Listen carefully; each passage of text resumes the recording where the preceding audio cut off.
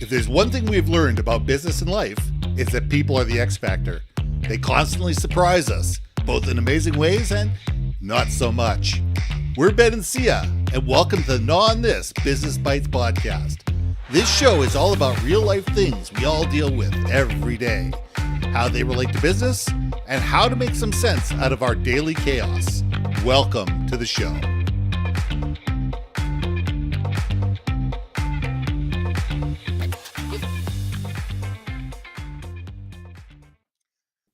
And welcome back to another episode of On This Business Bites. I'm Ben, and this is Syya. Now, here's a question for you. Are you working for your tech stack, or is it working for you? 90% of people out there use 10% of their tech stack, whether it's Microsoft Office, whether it's Adobe Suite, whether it's social media software. Doesn't really matter what tech stack you have, whether it's your CRM, whatever. Most people utilize the stuff that they're comfortable with, the stuff that they know, the stuff that they've been taught, and they have no idea what their technology actually can do. And when people sit there and say, what tech do you know? I go, well, let's turn that around a little bit. Let's sit there and say, what tech do you have and how are you utilizing it? Because we can all learn technology. If we understand Microsoft Office, we can use Google Suite. We could use, guess what? WordPerfect. I think it still exists. No way. There's 50 different CRMs out there. They're not that much different. Yes, some go a little bit this way, some go a little bit that way. But the technology and the thought process and how they interact are not that much different that you can't learn things fairly simply. The trick is to sit there and say, what do we want this software to do? How do we want it to work for us? How do we want to utilize it in ways that are going to allow us to not only be effective inside our organization, but be able to help us help our customers be more successful? So Syya, let's nod this. Ooh-wee. Okay, so I am guilty. I know. We all are. I know there's so many platforms out there where I know I'm underutilizing it intentionally, right? Mm-hmm. And it's designed, and I feel bad for these programmers who program some of these great applications and platforms. And they're like, hey guys, we're going to make your life easier. We're going to make it more efficient. And to me, they end up ruining it. They just make the GUI even worse, or they just screw it up. So case in point, Canva. I think Canva is a great tool. Mm-hmm. I use it all the time. I mean, it's so good. It's so quick and easy for its purposes and I need it for. And then they start dicking or monkey jacking with the GUI, and they're like, oh, if you want to, share to your team, we've moved it. I'm like, why would you move it? It's right. Share or hot buttons. Why would you change my keystrokes? Oh, that's gotta be. So there's got to be a good reason why you would do that, unless there's massive amounts of. From the launch of that product, everyone complained. I can see where they're like, okay, we heard from you, and Control F key pound number 4 italics may not be the command that's going to work for, adding an extra space, right? I get that. But when you have something that I feel there's just so many times they just change it just to change it. And it's like, no, what are you doing? So there's that side of it. I feel like sometimes the challenge is the programmers, the ivory tower people aren't actually using the product. They are designing the product the way they think based on their life experiences of what human behavior would look like to use that platform. And then you've got the power users who will use it. They know everything. They probably created. They're the power users are probably the ones where they're the ones that gave us new hotkeys. And you're like, no. They're the beta testers. They're the ones that are so far into the software and are always looking for the new toys and new development. God love those people. Love them. God love those people, but they're not the majority of people. The vast majority of people look at any software package and go, way too complex. I need bold, italics, underline. I need to change fonts. I need to be able to highlight stuff. I need to be able to, I need to be able to change the color of the font from purple to green. Fine, great. Let me be able to do that. Yeah. Do most people realize that Microsoft Word is actually a decent, not a phenomenal, but a decent publishing program? Like it's there are things that things can do that things that can be done with Excel that most of us can't even dream of. Okay, can we talk about Excel? Sure. Talk about underutilized, understood. Like, people who know how to use Excel are gods, as far as I'm like, My they are son is a magicians. god at Excel. My And my friend Michael is a god when it comes to Excel. It's amazing what these kids can do. I'm just proud of my like sum and drag and drop, right? Like, I'm like, woo, what did I do? So yes, I think, but here's the deal. Like, when you have tools like Microsoft Suite, right? When you have platforms, like some kind of CRM where it's there, you use it how you need it, when you need it, and it works for your needs, right? Wants, for that matter. It's when you start doing behavior that's really out of your comfort zone. Let me take a step back what I'm about to say here. Sometimes there are bells and whistles in platforms that are literally just bells and whistles and nothing more to the actual function of what you need. It just feels like a prettier thing and it makes you feel better. Maybe call it the serotonin dopamine rush, right? And then there's others that are just pains in the wazoos where, like, I've just wasted my precious time when I could be doing another task. And that's when I think comes back to your question is are your tools working you, or you working the tools? And that's a really tough question for business. I think in the context of running the business, some things have to be done very process and regimented, like accounting people. You can't really create in accounting. And if you're creating in Oh, accounting, my you accountant probably is don't. pretty creative, but I that's was gonna another say, story altogether. I'm like, yeah, well, you That's what the better. footnotes are for. Yeah, that's what you better freaking put like a slush fund to like pay him out of jail or something like that. But anyway, I'm joking. But I do think though that if you have the ability to do your daily tasks, do it effectively, and you happen to see not quirk, but if you happen to see a more efficient way to go about it that the platform allows you to do it, then I think it does behoove you to learn it, to go faster, more efficiently. Now, again, it's got to make sense. It can't be that weird, behavior that we were talking about, right? So it's such a dance. It's a dance, Yeah, really. and the challenge is, what's a bell and whistle or a why did they put this in for some people? Somebody else that's, oh my God, you just made my life so much easier. So it's a matter of being curious as software. I find the number one thing is we're not curious. We know Yeah. what we know, we utilize what we use, and sometimes we do things so inefficiently with software packages because we don't take the time to either learn the software or explore the software or challenge the software to see where it is. Sometimes I've sat there and said, I want software to do X. I've done that. I've called Microsoft Word out and said, why is the software not doing X? They go, well, we're not sure. I'm going, well, this is something that pretty much every business owner would want. Well, we haven't designed it that way. Okay, but can you put this on the request list? Yeah, but it could be 3 or 4 years.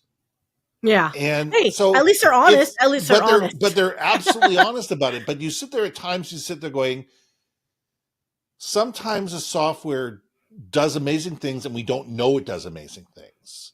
A lot of times the software is just chunky and dysfunctional and you know works against you because it's just either outdated, outmoded, or just not built effectively or with your particular needs in mind. But it may be great for somebody else.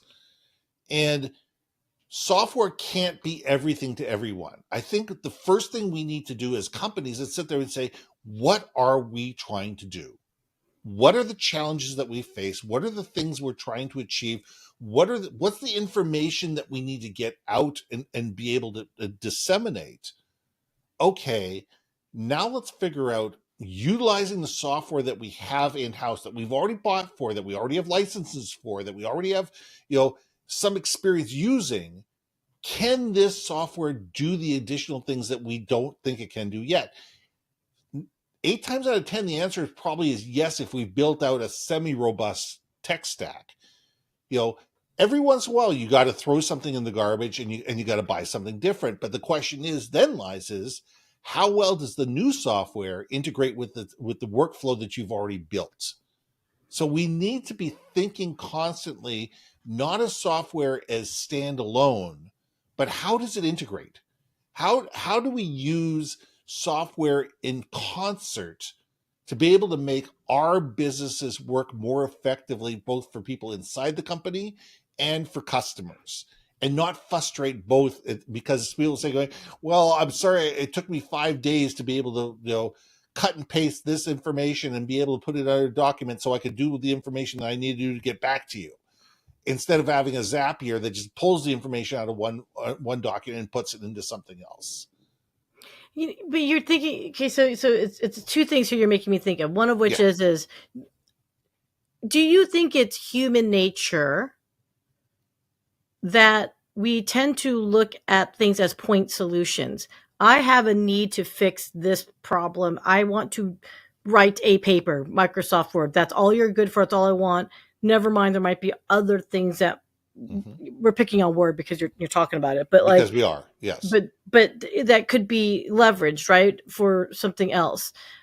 Do you think? I mean, okay, let me go back to my other part. With part one is, do you think it's human nature to just see platforms as one purpose product, one built, and that's how we use it, and that's where our brain goes? And secondly, if we do that or don't, do we actually read the manual? Never. Like, raise your hand, guys, in the audience.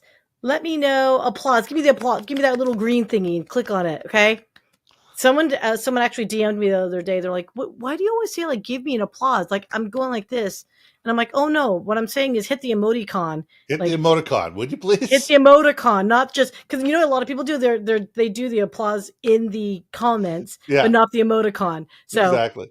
The reason why I say that, you guys, is so you can see the little applauses going up in the air as the thing on LinkedIn. And you can do that on YouTube too, where it's like a little heart, red heart. Anyway, okay. Thing.